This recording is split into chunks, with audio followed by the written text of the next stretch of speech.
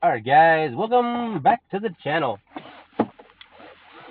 Today we're going to talk a little bit about quality and why quality matters. I know quality, you might think of how good something is, some quality material. Maybe think of quality as a quality something might have, a person might have, personality trait. He has some good qualities. But today in the lab setting, I want to talk about quality in terms of quality assurance. Quality assurance is something that's often overlooked. It's a lot like health. When you're healthy, you have 100 goals. You want to lose some more weight. You want to run a marathon. You want to start a business. You want to do this or do that. But when you don't have your health, you only have one goal. Let's get your health back. Quality assurance is kind of the same for the laboratory. When quality assurance is good, when you have your accreditation, when everything's running in place, you want to hit more marks. You want to bring in more samples. You want to get more reports out. You want to hire more people. You want to make more money, basically. A lot of times is what a laboratory is kind of doing. So that's all fine and good when everything's working. When your quality assurance program is good. What happens when you lose your quality assurance program? What happens when your accreditation is threatened, suspended? Then all you can think about is getting your accreditation back. All you think about is every quality measure that you have to do to return to operations. That's like health. So it's a lot easier, just like with your health, it's a lot easier to just maintain your health when you're healthy than to try to get it back after the fact. The same with quality assurance. You want to stay on top of things and keep your quality assurance high while things are good. Because if not, when your health declines, when your quality assurance program declines, that's all you're going to focus on, is getting that back. A lot of labs make that mistake. They get a couple of bad proficiency scores, and they get the threat of suspension, or they get their CLIA license suspended.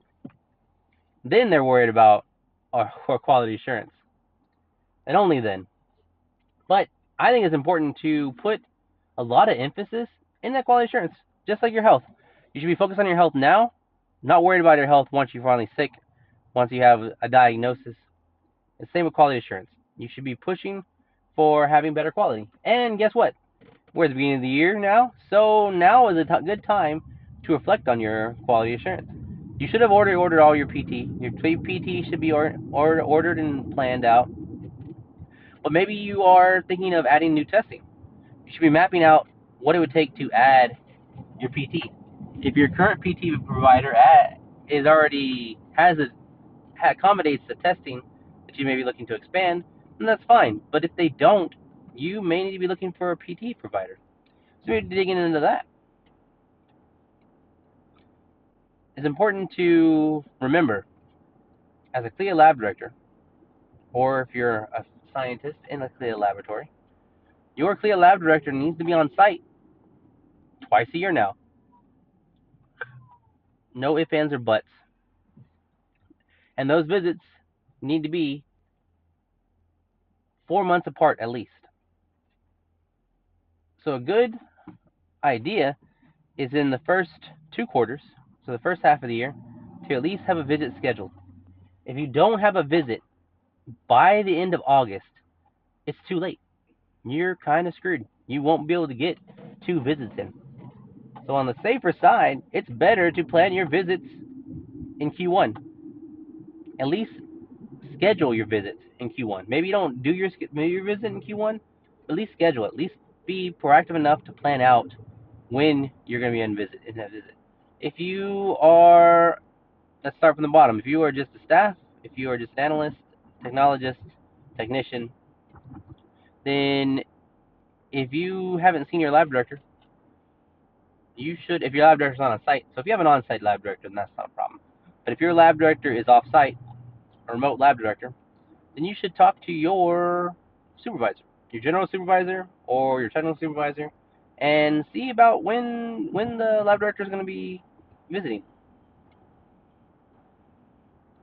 If you are a general supervisor or a technical supervisor, you should be planning out. You should be reaching out to your HR, whoever runs it. Maybe you are the technical supervisor. Maybe you are the point of contact, and you need to be reaching out to your lab director. Maybe you already planned that out, but you should plan that out. Q1 is a good time to map it out, plan it out, schedule it up. Even if the visit is in Q2, Q1 is a good time to start digging in and to plan that out. And if you are a lab director, don't wait for your technical supervisors to reach out to you. Reach out to your technical supervisors, start a plan, start early, map it out. Especially if you're remote and you have multiple labs, you know you need to gear them up and to be prepared for the on-site visits.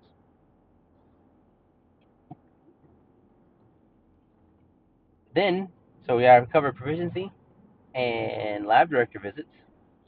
Competency. If you remember previous conversations, competency must be performed. You must have your initial competency once hired. Then you must have 6 months competency after that. And then 6 months later, at the 1 month mark or 1 year mark, you must have competency yet again. Then after that, every year, you need to do competency. So within the year of employment from the last competency, you must do competency again. Now, I want you guys to keep in mind, competency is not a single snapshot. Competency is meant to be shown throughout the period. So you have your initial competency. So you have your initial training. Then before you can start testing, you have to have your initial competency. If you're hired, you might have, some laboratories have extensive training programs. You might be training for a month, 2 months, 3 months before you actually touch patient samples. Initial competency and initial training aren't necessarily tied. You can do initial training and not have your initial competency done. You can wrap them up together. There are certain metrics that have to be hit to achieve competency over initial training. So we have initial training and initial competency. I like to separate those out in terms of paperwork, but I achieve them at the same time. But it's important to delineate that. It makes it easier for the inspectors if you delineate that. Competency is before you start testing patient samples. You can start training and you can pass aspects of your training program, but you cannot start testing patient samples, doing testing on actual patient samples until you have passed your competency. Until you've been deemed competent, you cannot touch patient samples. So once your initial competency done, not your hire date, not your initial training date, once your initial competency, that's when the clock starts ticking. So once your initial competency has been signed, done, and documented, then the clock starts ticking for the 6-month window to show that you are competent again. What I like to do is I like to cut that window in half. So at 3 months, so if it's a 6-month period, at 3 months I like to start doing competency. Because competency is very encompassing.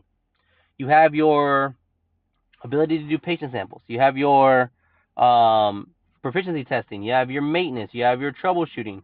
You have what's the last thing? There's one more.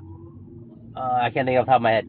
Anyway, so you have multiple aspects. You have at least 4, 5, 6 components to analyze, to document competency in. Now, during those competencies, they don't have to all be done at the same time. It doesn't have to be at your 6-month mark or at your year mark. It's within that 6-month period, within that year period, you must show that you're competent and document your competency. So what I like to do is I like to cut the period in half. So if it's a 6-month period, at 3 months I like to start doing it. If it's a year, then maybe I'll wait 6 months. I don't always wait 6 months. The proficiency test is one of those key things that might start documenting right away. Almost 3 months. 3 months again might start documenting it again. Because if you want to do if you want to include a proficiency as your competency, there may be only 2 opportunities a year, and you don't want to wait. You don't want to miss that opportunity to count the competency. So 3 months, cut the time in half. If it's 6 months, cut to start at 3 months. So then at 3 months, you do one aspect. Maybe it's proficiency testing, maybe it's maintenance, maybe it's sample prep, reporting, whatever the case it is, whichever aspect you want to knock off, you do that. Then you wait another month.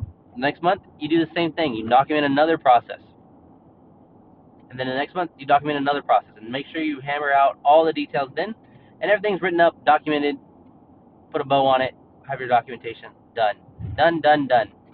And I know it's really easy as a technician to be like, oh, my supervisor didn't take care of it, didn't want to do this.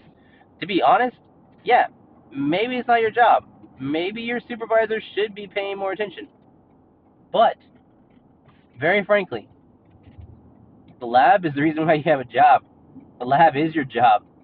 You should take responsibility. You should take a personal responsibility for what you do. For multiple reasons. One, if you do that, then your lab's going to most likely stay open. Because if you don't do it, and you get your CLIA license taken away, then you're going to find another lab. And that's no fun. But that's a worst case scenario. But another reason is to improve yourself. Learn what it takes to be a supervisor. Learn what it takes to evaluate competency. Evaluate your own competency. That way, you can evaluate competency for employees later on. That way, you can be a general supervisor, a technical supervisor. You can have a supervisor responsibility. If you know how to supervise yourself, then you know how to supervise others. And that's a big thing, is that you know what you're doing. You know what you're doing. Like, you know the job, you know the routine. You kind of supervise yourself. Think about yourself as the supervisor of yourself. If you do that, then you can translate that into supervising others. And those are big skills. Those are big things to progress your career, to progress yourself. And part of that is knowing the competency, knowing your competency, knowing how to evaluate competency for yourself, makes it where you know how to evaluate your competency for others. And then you can be a technical supervisor, a general supervisor, evaluating competency. Because very frankly, a laboratory is going to want to reduce cost. And very frankly, funding for laboratories has been getting massive cuts. Reimbursements are not nearly as good as they've been. It's not good, and not a good outlook for the growth of the sector. There's still growth. I guarantee you there'll be growth. But they're not going to be able to just hand out salaries, hours. Positions honestly are going to get cut. So you need to increase your value. And a good way to increase your value is increase your responsibilities and increase your knowledge. Increase your skills, and a big part of that is competency. So right now, going into 2026, if you've never been a part of your competency evaluation, do it. Get into there. Ask your supervisor, how are we evaluating competency? How are you being evaluated for competency? And what tasks do you need to do? It's that simple. They'll give you some guidance, and then you learn. You get an idea of what needs to be done. And we don't have to wait till the last minute. We don't have to wait till the last month. We don't have to wait, okay, it's the 6-month mark, now we got to redo your competency. Or worst case scenario, it's 8 months, we're supposed to do your 6-month competency. Okay, let's throw some paperwork together. Let's slap some documents together and sign some papers and stamp it on there, and you're competent. Which, very frankly, competency is meant to show that you're doing the work. If you're doing the work, especially if you're the only tech in the laboratory, of course you're competent. You're doing the job. You're the only one doing the job. So the document's all there. It just needs to be written up and presented in a reasonable way that we're evaluating competency. We're evaluating, making sure that you're doing your job, and that's it. And you put a bow on it, and then boom, now you're ready for inspection. But documenting that is what's important. Without documentation, it did not happen. So if there's not documented that that your competency was evaluated, then it didn't happen. You weren't evaluated for competency. You could be completely competent. You could be doing that job for 20 years, but it doesn't matter. If you don't do the competency, you don't evaluate the competency, if the documents aren't there, then it doesn't matter. And I know it's a pain because, well, if you're doing the job, why do I need to show more? The results speak for themselves. Because it happens. Labs happen. In an instance where you're the only tech, it's a lot less. But if it's a laboratory where you have multiple techs in multiple roles, and you've been cross-trained on something, and you haven't touched that system in a while, but then someone goes on vacation or somebody quits abruptly, and you have to run the assay, and mistakes are made, then that's a problem. You maintain your competency in all your assays that you're doing.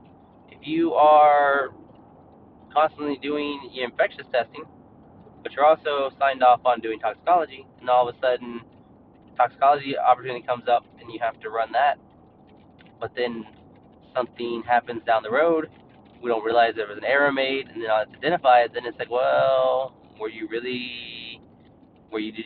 had a refresher? Were you ready to jump back in and just dive in there and take the reins? Maybe not. So, competency. Get in there and learn the skills. This year is about developing your skills, developing yourself as a scientist. That's what this year is about. And I think one of the big steps here is learning about quality assurance. Dive into quality assurance.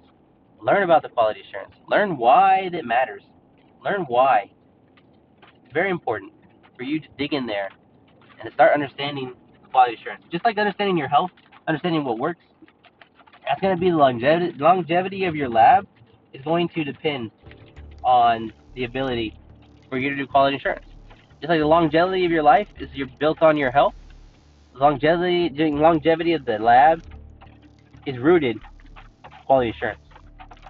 So this year, if you make the moves, we're going to be learning a lot. We're going to be expanding on ourselves. To challenge you. Your challenge this week is to learn about competency. Learn about how your laboratory evaluates competency. Go in there and ask your supervisor, what do we do for competency? What is it that needs to be done? What do I need to do to help with the competency?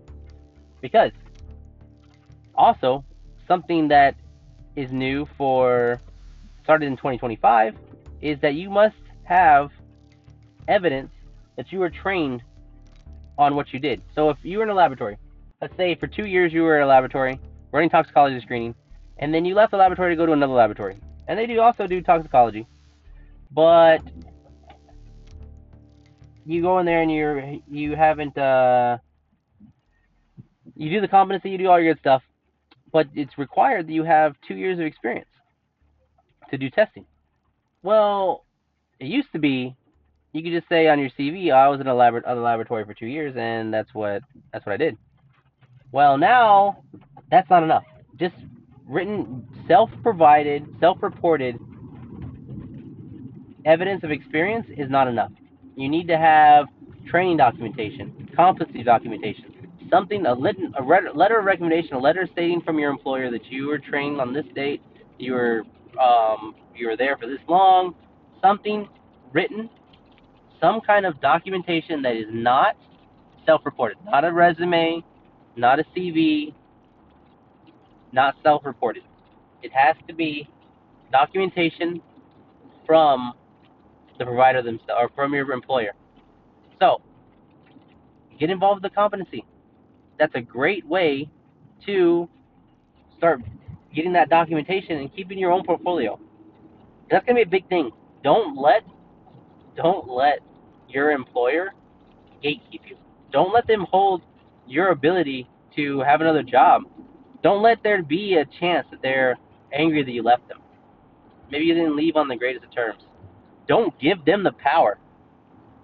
And a big part of that is to prove your experience, to have your experience in hand. And guess what? If they can't deny you evidence of your competency. If you say I want to have a evidence of my competency for myself, they can't say no.